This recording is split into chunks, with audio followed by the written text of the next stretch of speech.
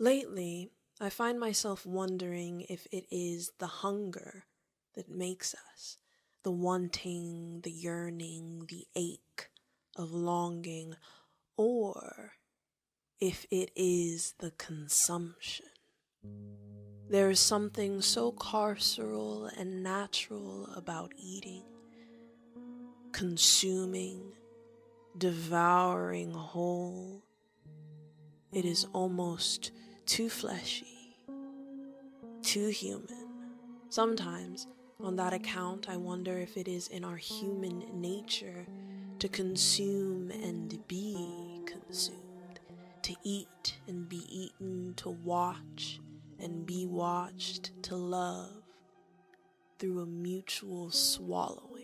I do not mean consumption as an extensive materialism encouraged by the tenets of consumerism, nor do I mean to be watched as a cosign of our increasingly surveilled society. I mean to be filled with something meaningful and to feel like you matter.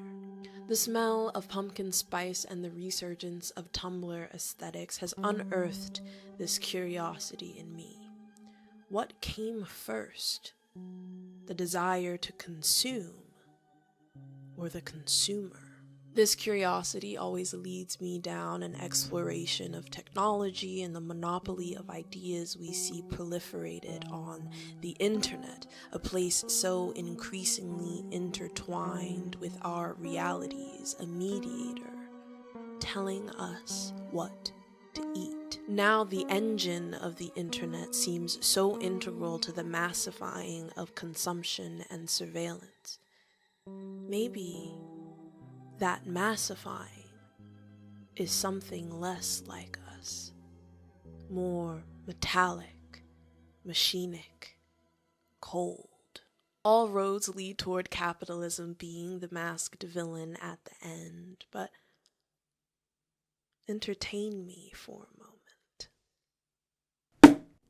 I bit the bullet, but that's not all. I ate the gun. Made it small.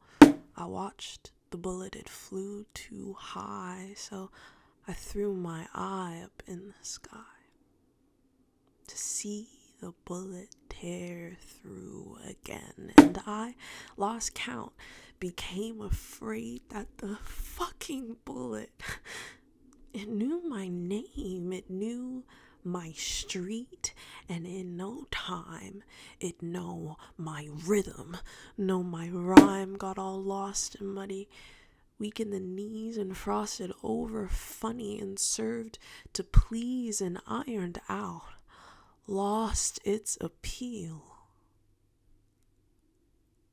got you to clap but not to feel.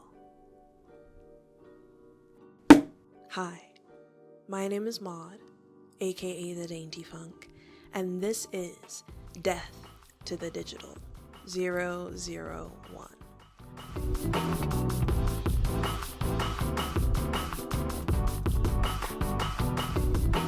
The first iteration of this project, Death to the Digital 000, is available in its totality exclusively on my Patreon. There I have the written version of the performance you're witnessing today, as well as several other writings and musings as Dainty Funk, and more personal writings and musings as Maud. Thank you so much for supporting me in any way you can, and a special thank you to my patrons. Now, let's begin at the beginning.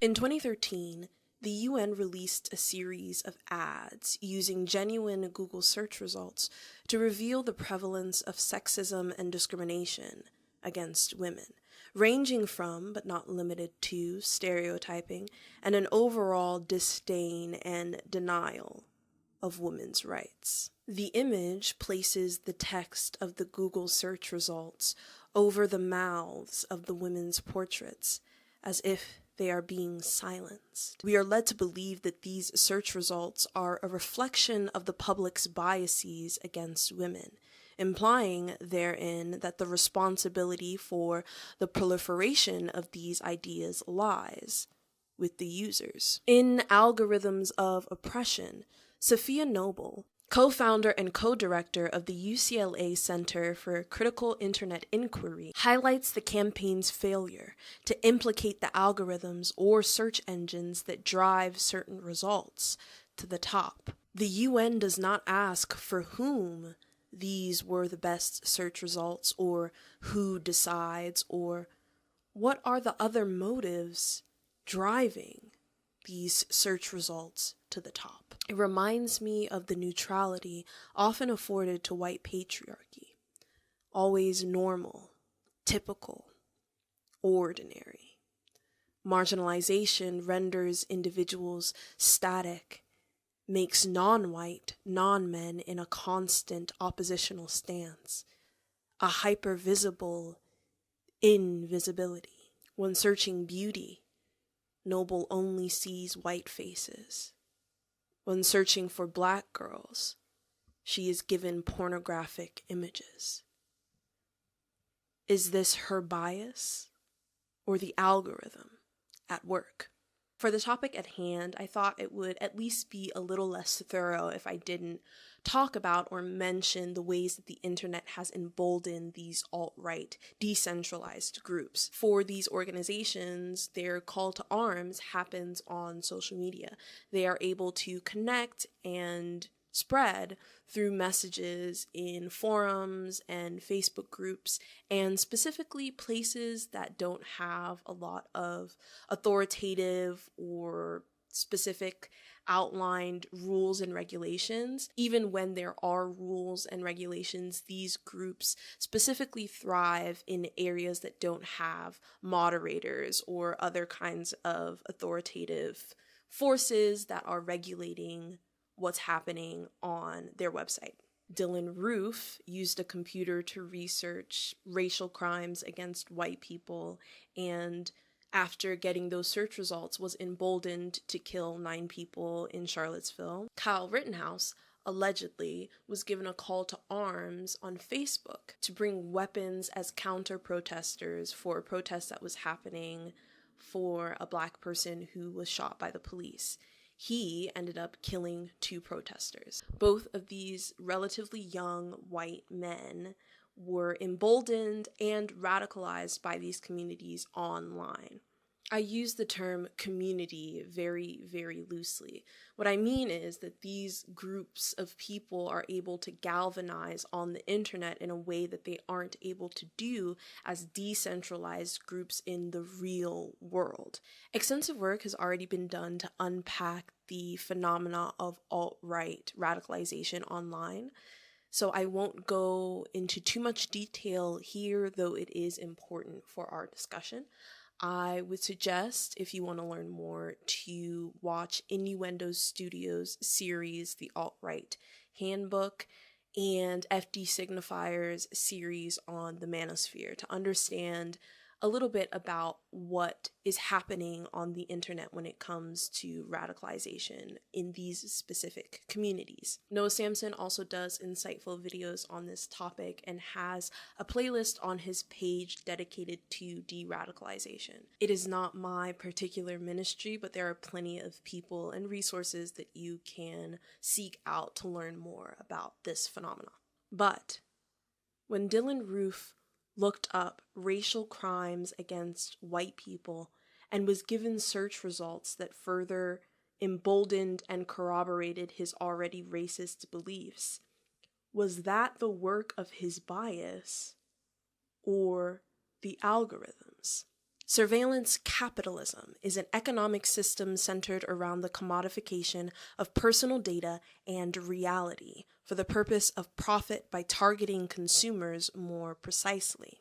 The spirit of surveillance capitalism, emboldened by the power of the internet and actors like Apple, Google, and Amazon, accumulates without meaningful mechanisms of consent. It moves through the shadows, hidden, an invisible hand shifting the balance of power away from the state and toward tech corporations employing its logic, accumulate data, analyze, profit. So if the motive is to make profit, to deliver search results that keep us on our phones and our eyes on advertisements, to have a monopoly on the market of information, where does that leave us? Is there something profitable about radicalizing the public by enforcing statutes of racism, transphobia, misogyny, and anti-Semitism? Do these actors stand to profit more this way?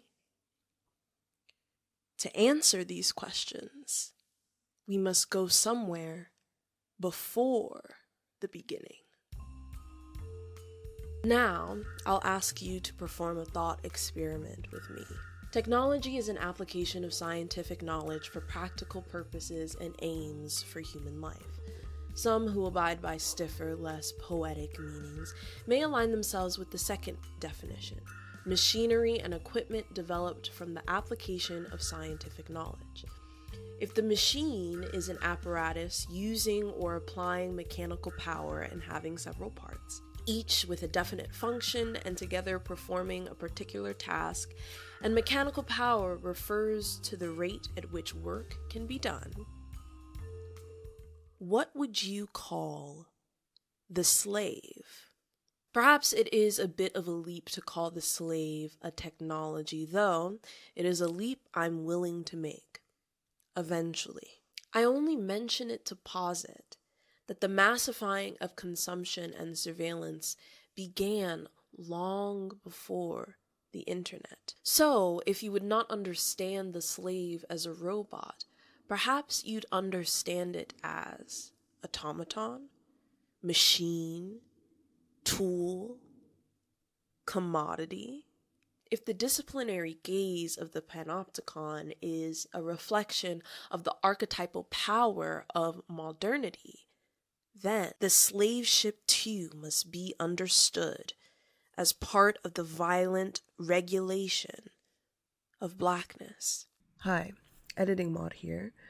I realized that I kind of assumed everyone would know what the Panopticon was, which is my bad. Basically, it is a disciplinary system or model created by Jeremy Bentham to describe a glass dome-like prison structure where there is a guard watchtower and prison cells are exposed 24/7. The spirit of the model implies that although the guard cannot possibly watch the prisoners for 24 hours, the prisoners do not know when the guard is watching, and so they are encouraged to act like they are being watched 24/7.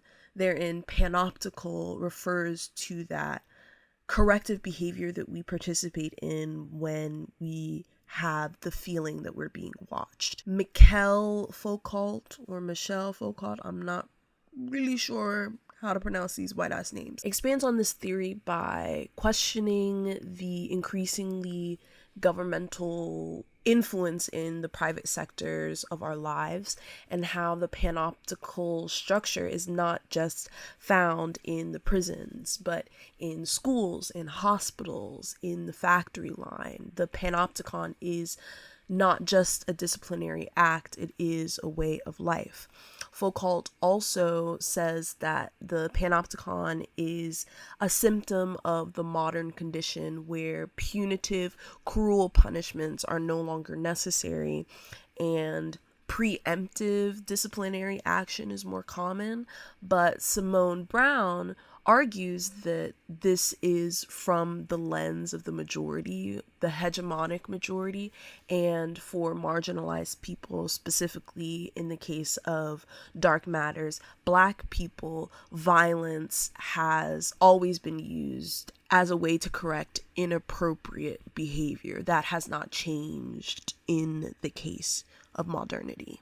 Before the advent of biometrics, the Black body was used as an identifier. Physical branding on the body by slave owners and the Book of Negroes, a document that records names and descriptions of 3,000 enslaved Africans who escaped to the British lines during the American Revolution. There is a gap in study when it comes to surveillance specifically and its effects on marginalized communities, what it means to be watched and surveilled by both the state and also by fellow users. Browne discusses the different kinds of valences that we can participate in, and one that struck out to me that I thought was really relevant was the phenomena of sousvalence. Sous meaning under. So to sousveil, you must have less or comparable power to the thing that you are watching. Not only do we have an authoritative power in the heads of Twitter, Instagram, Facebook, TikTok, social media, taking down videos that are on the surface possibly violating community guidelines, but are disproportionately affecting marginalized creators or users on the platform, we're also seeing a disproportionate policing of users who are being sousveiled by other users on the platform who, once again, disproportionately police marginalized creators and users on said platforms. Commodity racism, referring to using certain images or quotables or stereotypes to sell products. Think Aunt Jemima or any kind of like cleaning supply product pre the 2000s maybe, Mickey Mouse even. Allowing that to disseminate into the public through that avenue allows scientific racism to be administered through small doses and allows the public to further police people who are victims of commodity racism. There is an intoxicating power of attention that we are able to siphon online in ways that we would never be able to do away from the keyboard. I refrain from using terms like in real life because at this point, we are experiencing a reality both online and away from the keyboard. We are not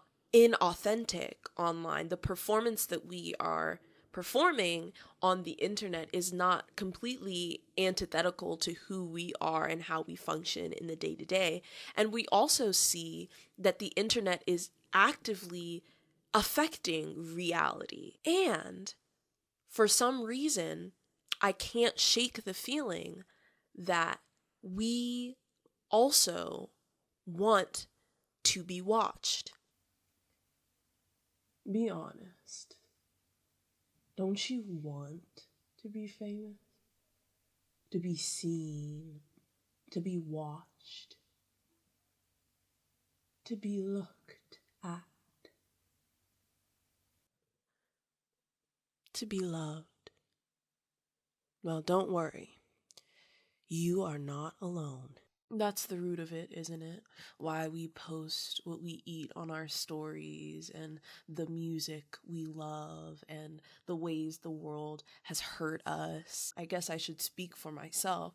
When I post a picture of myself in dire straits, when I am figuratively and literally shouting into the void, my hopes somewhat is that someone somewhere will hear me, will see me, will know me in this way. There are plenty of nefarious ways people manipulate that part of us, that part that yearns for a place to belong, to be loved, for their own personal goals, namely mostly almost every influencer that's ever existed. The way to make a lot of money online is to gather a bunch of impressionable young people and convince them that you love them and they're your friend and that they should buy this diet tea or this waist trainer to look like you. Sometimes they don't even have to be young or impressionable.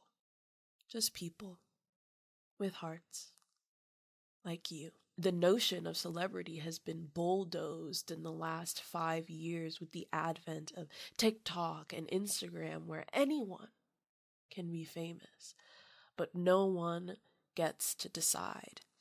It is at the drop of a hat, at the whim of the universe, more accurately, at the whim of the algorithm. There's plenty of discourse about the ways TikTok's algorithm specifically is pushing people towards the alt-right. But there was a bit of a controversy at the end of 2020 when it came out that TikTok's algorithm specifically prefers prettier faces. Who decides who gets to be pretty, beautiful, marketable? We know. Words like pretty and beauty and manicured and clean and classy and sophisticated are just code words for Eurocentric beauty standards. But sometimes an odd few of us make it through. Maybe we're black, but we're conventionally attractive, or skinny, or we have clear skin. Maybe you're trans, but you're white and middle class, and the things that you're saying aren't about your transness. People like that you're well spoken. People like the way you dress. People like the way you look. People like that you're not angry. People like that you say the right things at the same time and don't step out of line. And when you do, often these people at the margins are given the most egregious of punishments: exile. Chances are, if you are a white man on any of these apps, you do not experience the flattening that marginalization does to people. It creates the model minority who people point to say, hey, look, you do exist here. You just have to exist in this way, the right way, the only way. In the last decade, it feels like we've been hit over the head several times with every reality TV show theme imaginable. Love Island US, Fuckboy Island, Survivor, RuPaul's Drag Race, The Ultimatum, Too Hot to Handle, and those are just the surface level ones that I can remember. There are countless more. The public wants to be seen. People, specific people, people that look a certain way, are opting in to being watched en masse by not just the producers who have an authoritative position over them. They're not just being surveilled, they're being sousveilled by everyone all the time. Not just in the confines of the show, but based on what the public perceives to be morally correct online. There are several contestants of all of these reality shows that have been massacred on the internet for possibly knowing other contestants before entering the competition, or just being annoying. These are not terrible offenses, and I'm sure that Jeremy Bentham didn't have being annoying in mind as a punishable crime when he created the Panopticon model. But remember, Foucault said that the Panopticon would be absorbed into all factions of society. The Panopticon is a prison, a school, a factory, a reality show. Broey Deschanel has an incredible video on a topic similar to this one, our flirtation with surveillance, why people are opting into being surveilled en masse like this. And it is the Panopticon in every sense of the word. Contestants, after being ridiculed and punished by the authority, the public in this case, correct their behaviors on set. When a future contestant witnesses someone being chastised for an action, they're not as likely to commit that action when they go on the show. And that would definitely lead to less arduous and traumatic experiences on reality TV, but it doesn't make for entertaining television.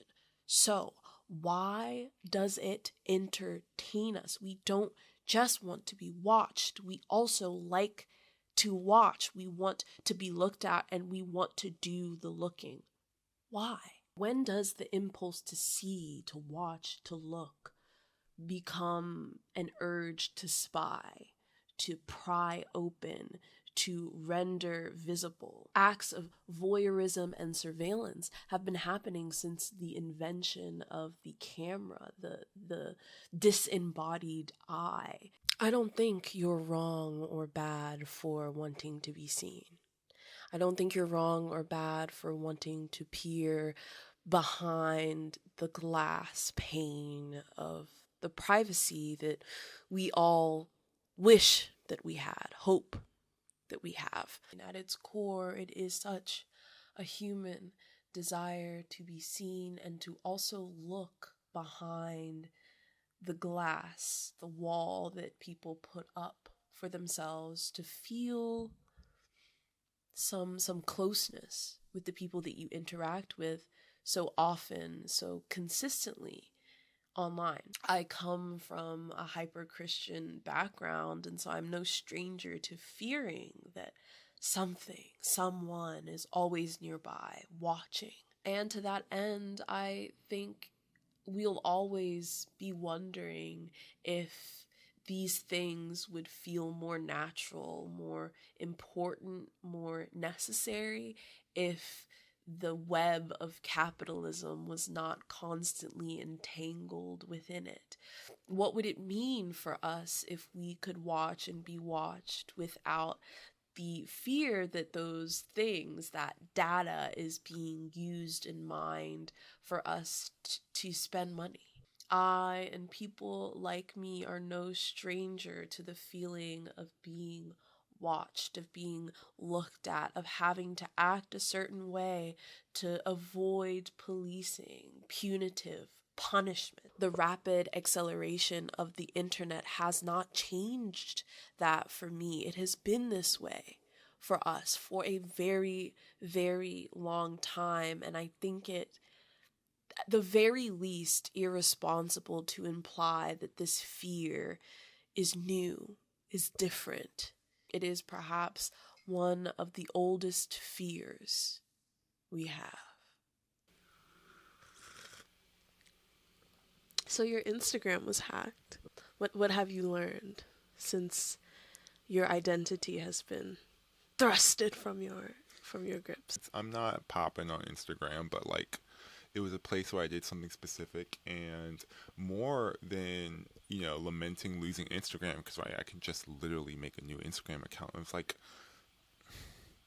I really liked Not Cozy as a username. I've had it on my Twitter, on my Instagram, on my Twitch, like, for years, maybe 7 or 8 years, And so it was like, I always likened it like to my shadow was stolen, right? Because it's like something, you won't notice this unless you go out like in the light or something, or whatever the superstition is. Yeah, I mean, we have, I feel, very fundamentally different experiences on social media, like what we use it for, and like which platforms we frequent. And so for me, hearing that your Instagram is like gone, basically, it reminded me of how much like identity we curate online. And like, it's not just that Not Cozy was a username, but it was like an identity, or like a way that you were presenting yourself on the internet. Yeah, it was my projection of myself online, and I no longer had access to it in a literal way, right? And so when we think about the ways that we put parts of ourselves online, I think that part of ourselves almost takes on like itself of its own, right? Like this, the projection is in and of itself a form and an embodied sort of thing operating both outside of me and, through my control and my puppeting of it, right? But it's never really me. you know, thinking about creating a new account, right? Or like who am I going to be now, right? Is, you know, it's a situation that I wasn't really sort of cognizant about. It's like, oh, I'm not Kosi. I've always been not Kosi. Who would I be now, knowing what I know about relationships to the internet, knowing what I know? It's like if someone took Dainty Funk and you had to rename yourself, what would you rename yourself? Next question. Right. You know, it's a difficult experience. And I think before, you know, the internet, we had aliases. What should I hold it? I don't want you to, thanks. you know. Thank you. You hold the You know mic. me. But there's this newfound sort of way to move, right? Like online that is super furtive. And I see why everyone is so bold. That boldness comes from, it's like, well, you're not fighting me. You're my projection, my protection, my illusion, the thing that I'm casting before you, so that you don't have to contend with me, or I don't have to contend with you. There's a vulnerability there. I'm lost. Whoever hacked my Instagram account, like, have it back. Yeah, I think the landscape of the internet is so different from what it was even like 5 years ago, especially a decade ago. Yeah, it's a very different like relationship that we have to consuming things on the internet. Also a very strange desire to be known and seen in a way that I feel is not something the everyday average citizen was necessarily interested in beyond the 2000s or beyond the invention of celebrity. Not Kosi is a very curated projection of like this writer archetype, right? That is probably insufferable in real life, right? There's things I say on the internet that I don't think I would be able to get away with in good company. Ooh, but self-sousvalent, right? Self-sousvalent. Right? Like, because it's lucrative. It's not just, you know, powerful and influential and whatnot. It makes money to show every aspect of what we're doing and to sort of cultivate these relationships with people digitally. It is actually the internet's business model. The internet is a place that we live. Like, I feel like we are digital citizens. We interact with a lot of the people we know online. People, instead of reaching out to their close friends to tell them significant things that are happening in their lives, people will post stuff on their Instagram story.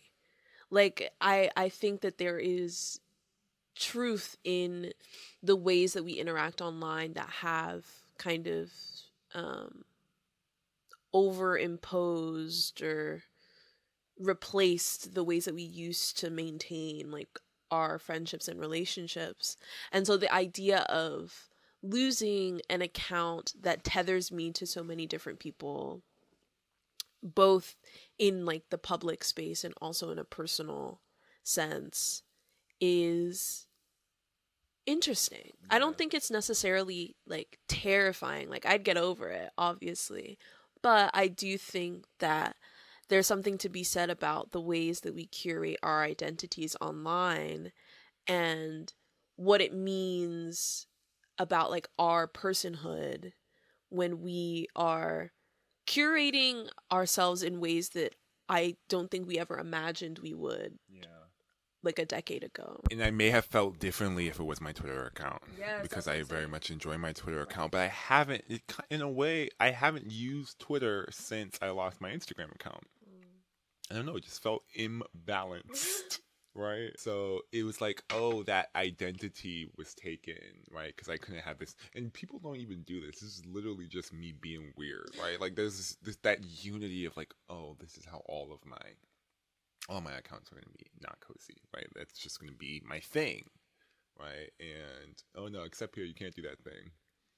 It's like, what? No, but that's me. You know, like, who else would be not Kosi? Boo-hoo, you lost your name on Instagram.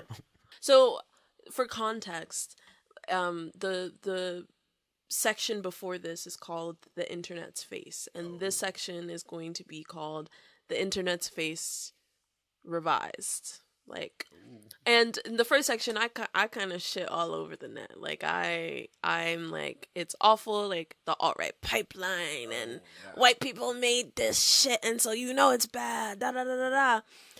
But my first experience with social media was on Tumblr, and I know you a little Tumblr kid yourself, Tumblr citizen. I had a couple of Tumblrs, and I think that the ways that we're encouraged to interact on Tumblr can also be, batshit insane. Like, there are some crazy things that have happened on that hellscape of a site. Bad poems, but also I wouldn't know Frank Ocean, or my music taste would be very different. And I think Tumblr has like kind of tunneled me into a lot of fandoms that I wouldn't have had access to in like the suburbs of Maryland. Some you shouldn't have had access to. True. I digress. I wonder as well, even there's this like cultural critic and fashion critic Ryan Finn on Twitter and TikTok, and they talk about how like the ways that the fashion world specifically is responding to social medias like TikTok, where instead of curating like detail, like appreciation for detail in garments, both on the runway and like in the communities that are talking about the clothes, instead of an emphasis on that, it's now like the mood is the point, the mood, the aesthetic. And so people are not actually learning about the things that they're eating. Like, they're consuming things and they don't know where they're coming from, and they have no relationship to them beyond like a visual that they've seen on their screen. There's no names attached to them.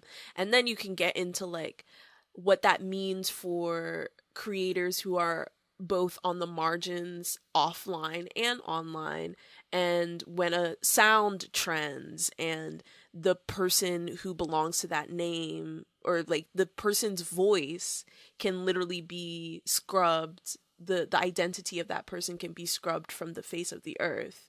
Like, the concept of like commodity and consumption is so, I feel like TikTok is that as a social media completely personified in a way that Tumblr did not feel. Tumblr was slower.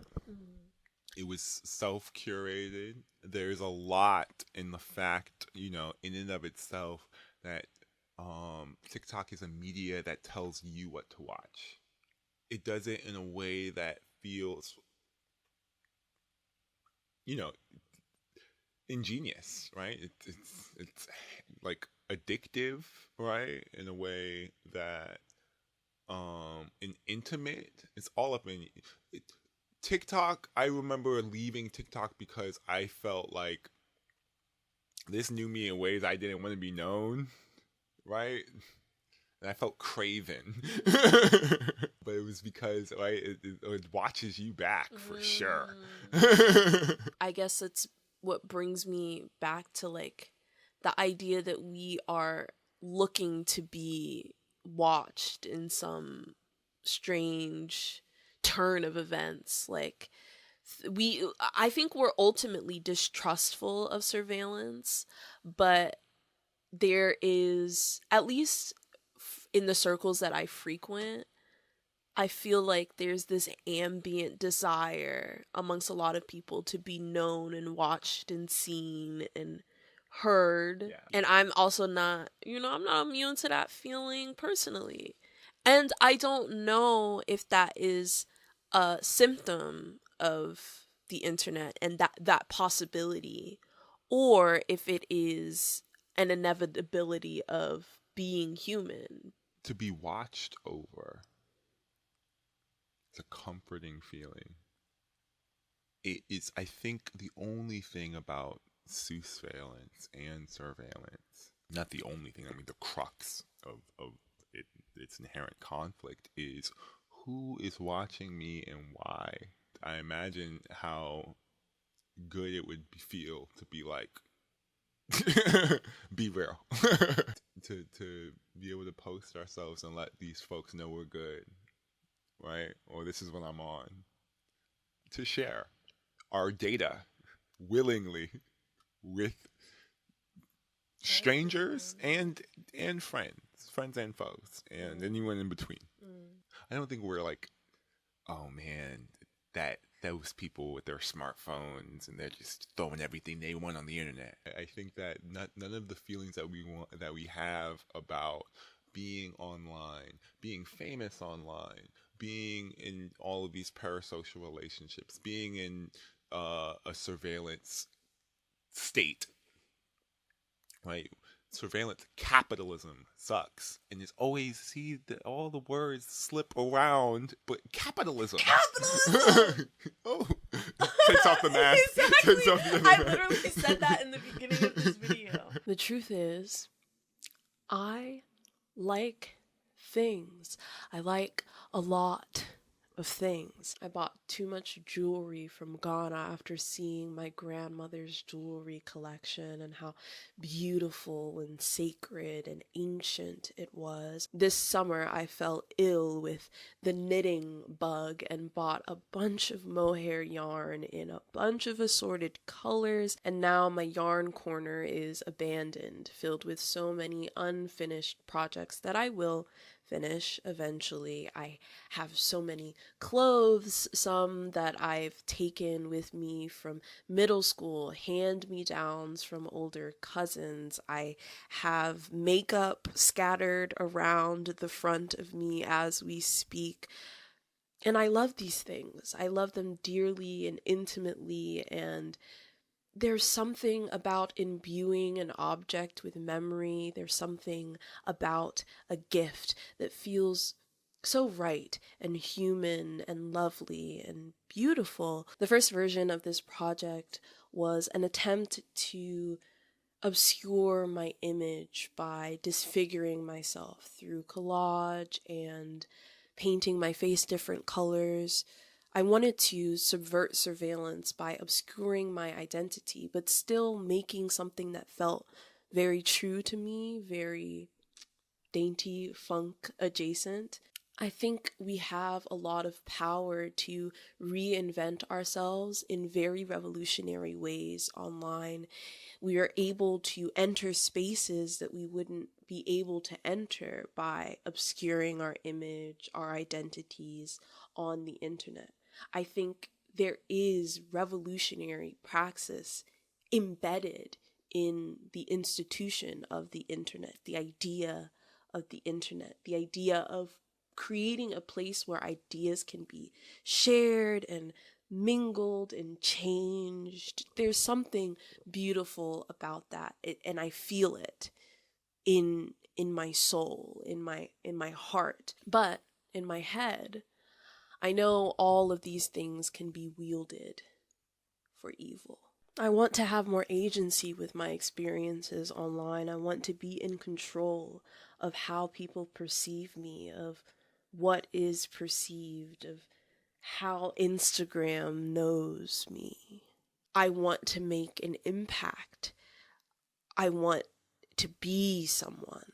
And sometimes the first thought that comes to me when I think about the fact that this is something everyone wants, or most people want anyway, is that there will not be enough light for me to shine. There won't be enough space on stage that if everyone is special, no one is. And that's what capitalism does. It convinces us that there is scarcity, that there is not enough to go around. And that is what surveillance does. It watches us till we become obsessed with being watched. And we watch and look and pry. Is this not natural? God-given? Is this not who we are, who we were always meant to be? Beings gorging ourselves on visions. I think this renaissance of long-form content is a testament to what we're craving. Eating is not the problem, it's what we eat. It's how we eat, how fast we eat. And with videos like these, I hope at least our appetite is being trained more vigorously. The internet is a beautiful place where voices are heard that are otherwise silenced, casted out. Conversations about this beautiful place, this very real place, cannot be had without reflection, without looking to the past, without recognizing what the internet does for us today and what things did that for us in the past. I present this to you in the hopes that it encourages you to make community in this place, to have long diatribes online about the things that you love, to sit with the things that you love and chew your food slowly, intentionally, with love.